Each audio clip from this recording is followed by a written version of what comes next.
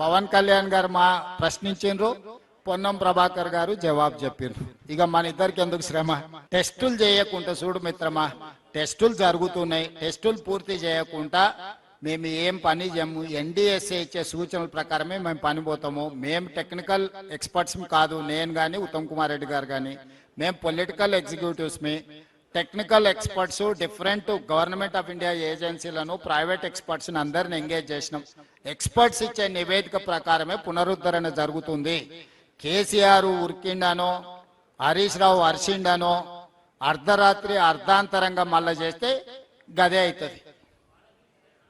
అందుకే చెప్తున్నా, దానికి ఎన్డీఎస్ఏ రిపోర్ట్లు, మిగతా అన్ని ఏజెన్సీలు ఇచ్చిన రిపోర్ట్లు తీసుకున్న తర్వాతనే పూర్తి చేస్తాము. ఈ రోజు మేము 9/18 కూడా ఏ విధంగా ముందుకు తీసుకెళ్లాలో మహారాష్ట్రతో ప్రయత్నం చేస్తున్నాం. మహారాష్ట్ర ముఖ్యమంత్రి గారు తప్పించుకొని తిరుగుతున్నారు.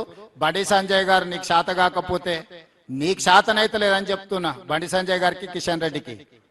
మీకు శాతనైతే మహారాష్ట్రలో పోయి 9/18 దగ్గర, ఎందుకంటే అది ఆదిలాబాదు, నిజామాబాదు, కరీంనగర్, మెదక్ వరకు అందరు వాళ్ళే ఎంపీలు, ఎమ్మెల్యేలు ఉన్నారు.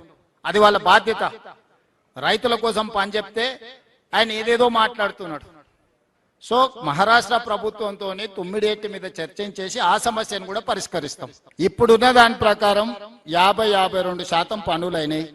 దీని మీద ఇప్పుడున్న ఈ ఏదైతే ఈ ఫేజ్ లో ట్రంక్ లైన్స్ వీటిని చేయడానికి ఒక 1 year లో మేము ఆల్ అవుట్ ఎఫర్ట్స్ పెడితే ఈ మేజర్ వర్క్ అయిపోద్ది. ఎందుకంటే డిస్ట్రిబ్యూటరీస్ చేయకుండా, ఉద్దండాపూర్ నుంచి లక్ష్మీదేవిపల్లికి తీసుకెళ్లకుండా, పాలమూరు జిల్లా ప్రాజెక్టుల మీద చర్చ అసంపూర్తి.